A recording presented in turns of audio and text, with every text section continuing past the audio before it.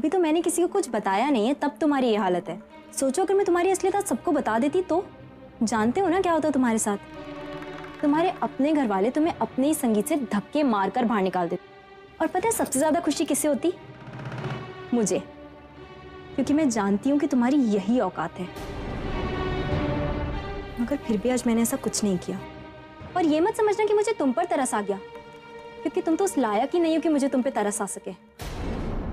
मैंने अपनी ताई को देखा वहां, उसके चेहरे की वो खुशी देखकर मैं चुप हो गई, क्योंकि तुम कितनी भी वाहियात क्यों ना हो,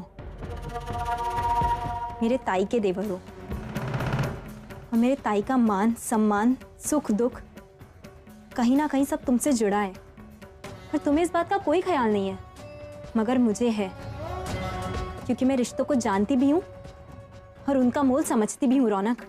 और सिर्फ इसीलिए आज मैं चुप थी, क्योंकि मैं कुछ भी बर्दाश्त कर सकती हूँ रौनक, मगर अपनी ताई की बेइज्जती नहीं। और मैं ऐसा कभी कोई काम नहीं करूंगी कि मेरे ताई के चेहरे पर उदासी आए, वो भी मेरी वजह से। इसलिए आज मैंने तुम्हारी असलियत किसी को नहीं बताई।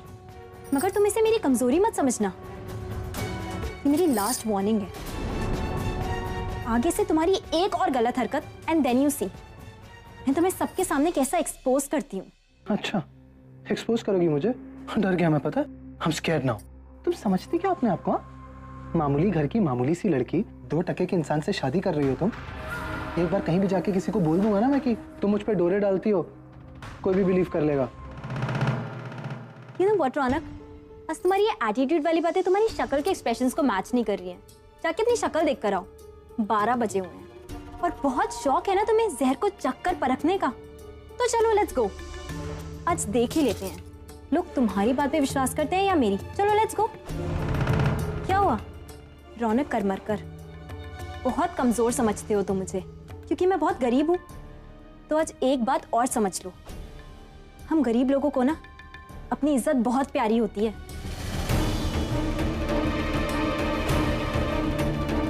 ओह, पानी खत्म कर लो, वैसे बहुत जरूरत है तुम्हें।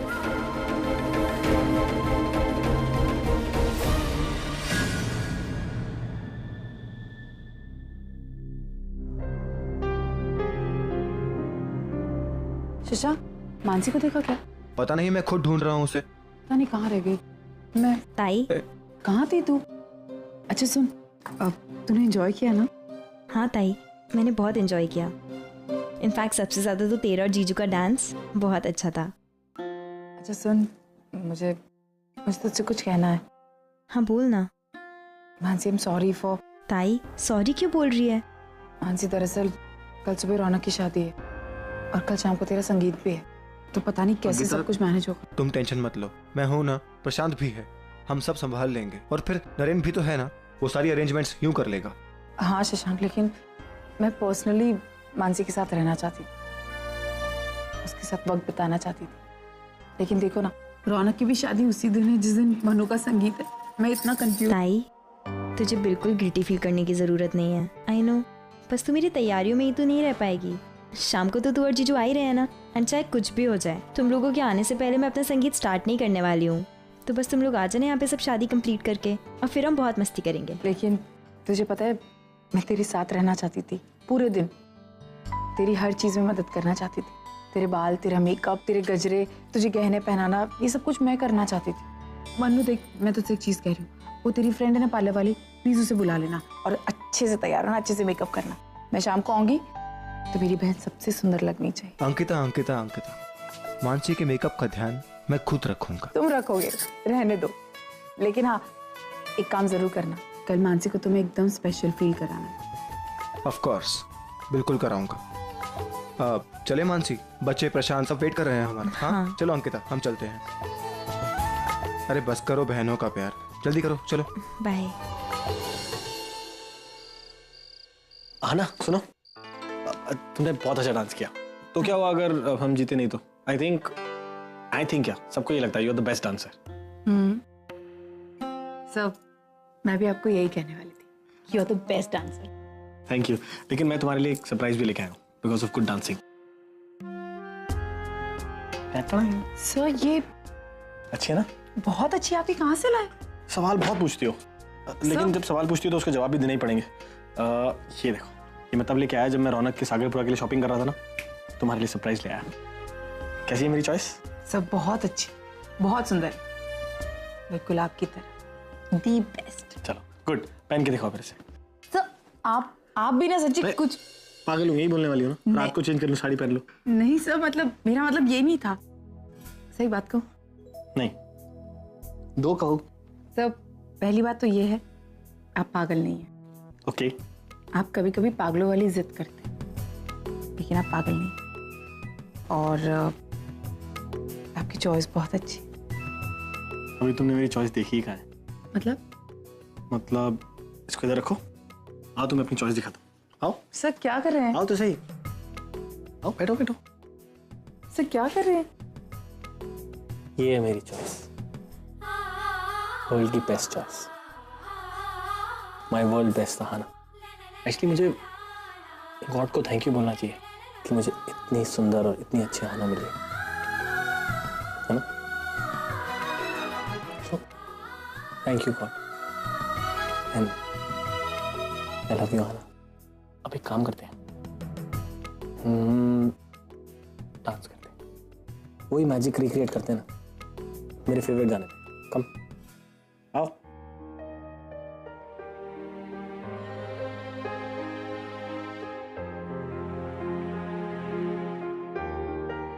आना, मुझे पता है कि मैं बहुत बुरा गाता हूँ, इसलिए हम म्यूजिक लगा देते हैं अपने फोन पे।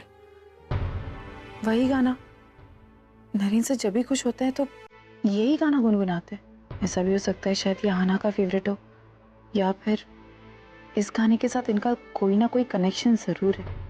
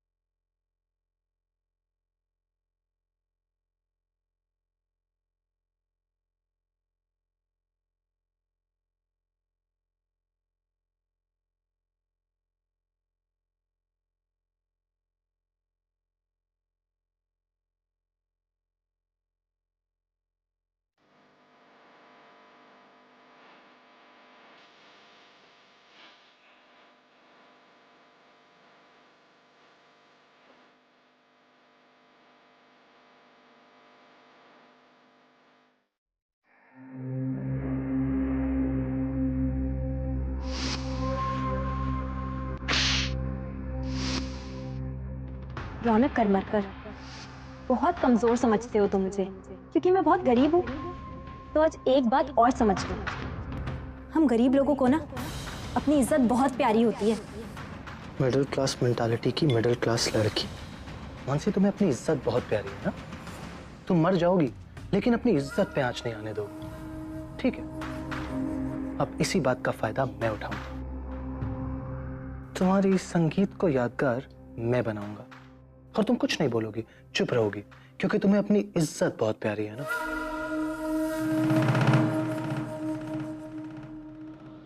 और वैसे भी तुम्हारी बहन अंकिता ने क्या कर लिया?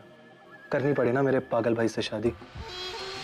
तुम भी कुछ नहीं करोगे, सो तुम्हारी खोखली धमकियों से डरने का सवाल ही पैदा नहीं होता।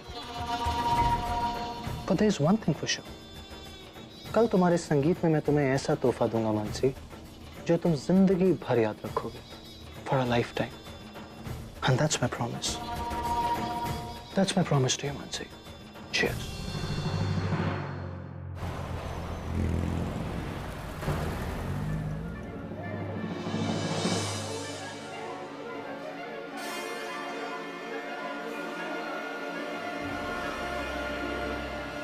रिपीट।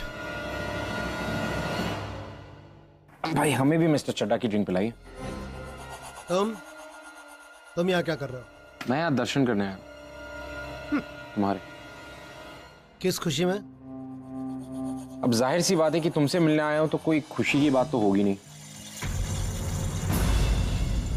लेकिन मैं थोड़ा कंफ्यूज था। इनफैक्ट कुछ सोच रहा था मैं। तुम बड़ी बड़ी बातें करते मिस्टर चड्डा कि तुम मेरी जिंदगी खराब कर दोगे, जीने नहीं दोगे मुझे।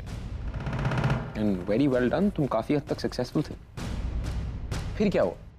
फिर अचानक से ये केस वापस ले लिया, क्यों? तुम्हें इससे क्या?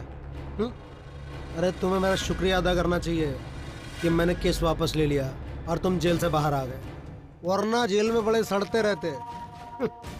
तुम्हें क्या लगता है चड्डा, ये झूठे ड्रग केस में मुझे फंसा के तुमने बहुत अच्छा किया, बहुत बड़ा काम किया? और मैं चाहूं तो ऐसे 10 झूठे केस तुम्हारे सर पे थोप के तुम्हें रोज जेल भेज सकता हूं। I need to, तुम्हारी तरह घटियागिरी करके, बट मैं वैसा हूं नहीं। मिस्टर अर्जुन किर्लोस्कर। किर्लोस्कर? हाँ जो भी है, एक बार मेरी इंसल्ट करने का अंजाम तुम देख चुके हो। दोबारा ऐसी गलती मत करना, वरना तुम्हारा क्या? वरना तुम फिर से एक झूठे केस में मुझे फंसाओगे, फिर से मेरे घर में ड्रग्स प्लांट करोगे और लोगों को कहोगे कि ये मैंने किया। मिस्टर चड्डा, मैं यहाँ पे सच जानने आया हूँ कि तुमने ये केस वापस क्यों लिया। डर गए थे मुझसे? तो सच बताओ ना। क्या सच बताओ? क्या जानना चाहते हो तुम? अरे जो भी जानना है जाके उस ऋषभ कपूर से पूछो,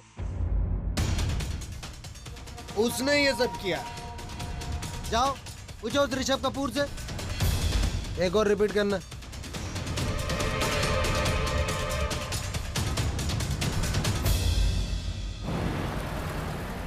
क्या जानना चाहते हो तुम? अरे जो भी जानना है जाके उस ऋषभ कपूर से पूछो।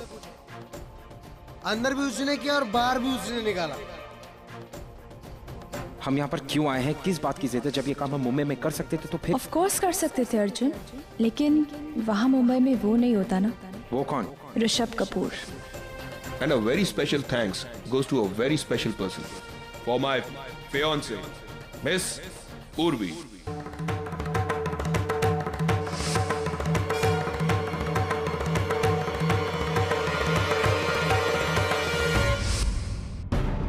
मतलब पंचकनी में जो पार्टी हुई थी उससे पहले तक तो पूर्वी ऋषभ कपूर को जानती तक नहीं थी, फिर बात अचानक शादी तक कैसे पहुंची? ये ऋषभ कपूर की क्या इरादे हैं, मुझे जानना होगा।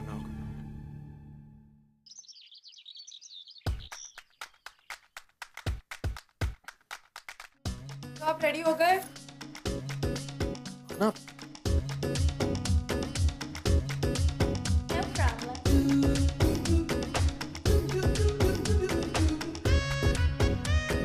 आना, मेरा नाड़ा अटक गया है, प्लीज खोल दो। ये देखो।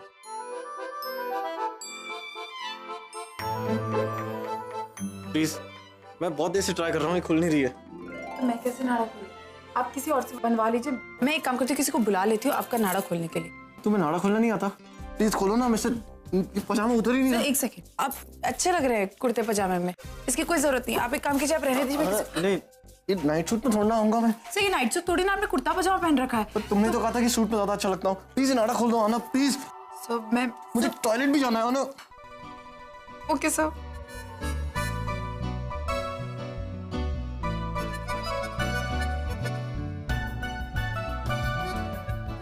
सर इतना टाइट बांधने की क्या जरूरत है? मैंने थोड़ा बांधा है।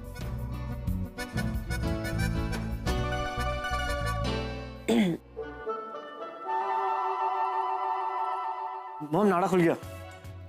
अच्छा मैं बाद में आती। मैम वो अरे मॉम एक मिनट, आपको कुछ दिखाना है, एक सेकेंड। ये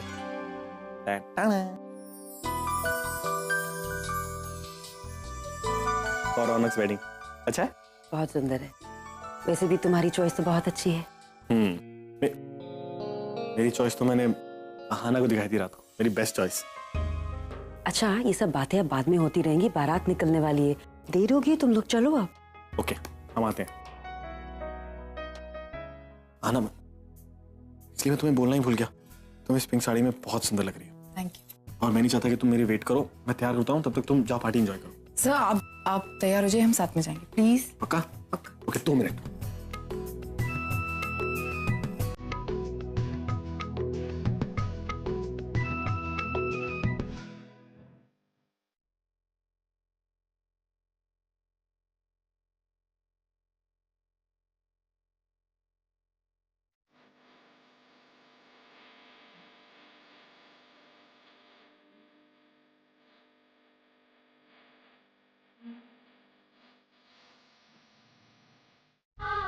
है ना? ये गाना तुम इतने दिनों बाद गुनगुना रही हो आज। मैं याद है लंदन में हमेशा गाया करती थी, गाड़ी में। तुम्हारे मोबाइल का रिंगटोन भी यही था और लैपटॉप खुलता था तो यही ट्यून बजती। ये गाना आपको इतना अच्छा लगता है? अरे मुझे अच्छा लगता है इसलिए क्योंकि तुम्हें इतना अच्छा लगता है। और तुम्हें याद है जब ये फिल्म रिलीज हुई थी? नरेन, हाँ आया तू। मैं तैयार हो गया हूँ, सॉरी मैं तुम्हें वेट करा रहा हूँ।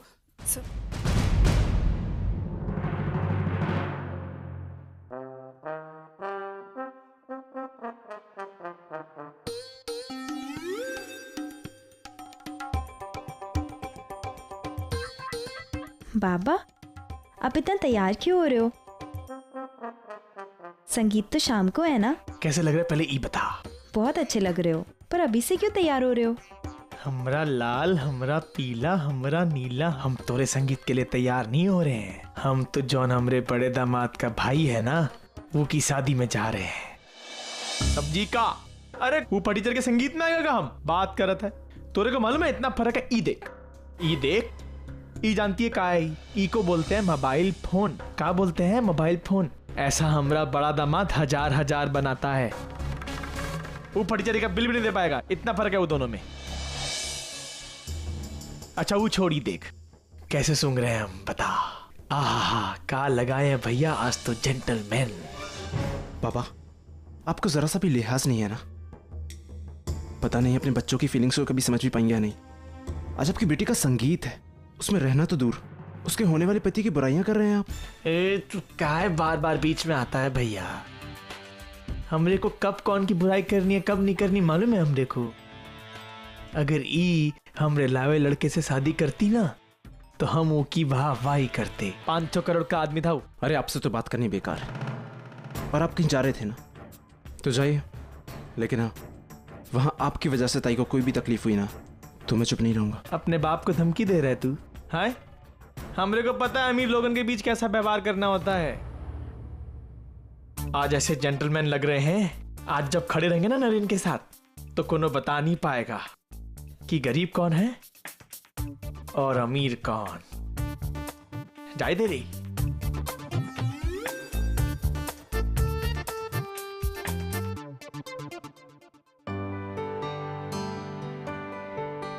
अरे मनु, तू क्यों उदास है? हाँ, बाबा तेरे संगीत में नहीं हुए तो क्या हुआ? मैं हूं ना तेरा भाई, और भाई भी तो पिता के समान ही होता है। हाँ, और फिर ये है ना हमारे तो होशियार भाई बहन, हम तीनों मिलकर मन्नू ताई का संगीत बहुत अच्छा बनाएंगे। तू हमेशा याद रखेगी, है ना? हाँ ताई, आज हम भी शशांक जी के साथ डांस करेंगे। हाँ।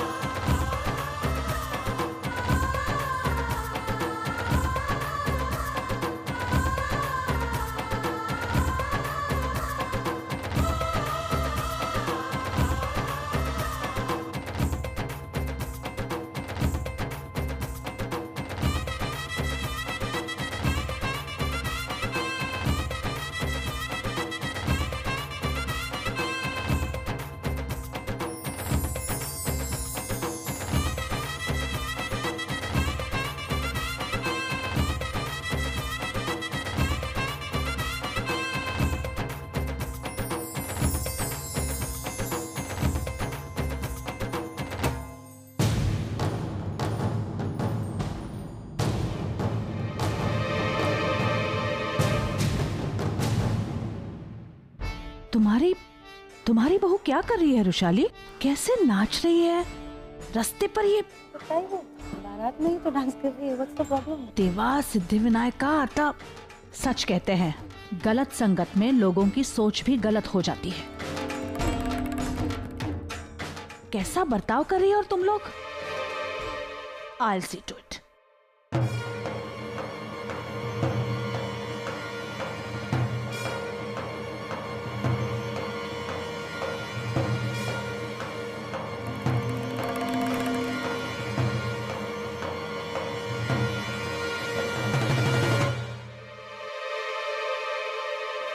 क्या चल रहा था?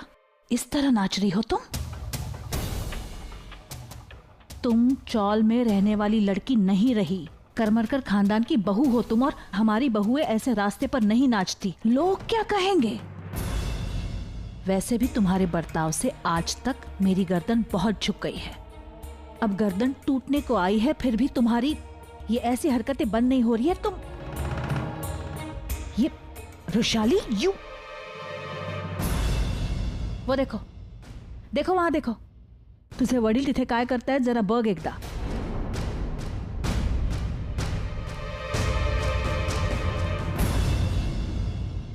संभालो उन्हें, वरना लोग कहेंगे कि करमरकर खानदान ने ऐसे लोगों के साथ रिश्ता जोड़ा है, मवालियों के साथ रिश्ता जोड़ा है हमने, ऐसा कहेंगे लोग। संभालो उसे, जाओ।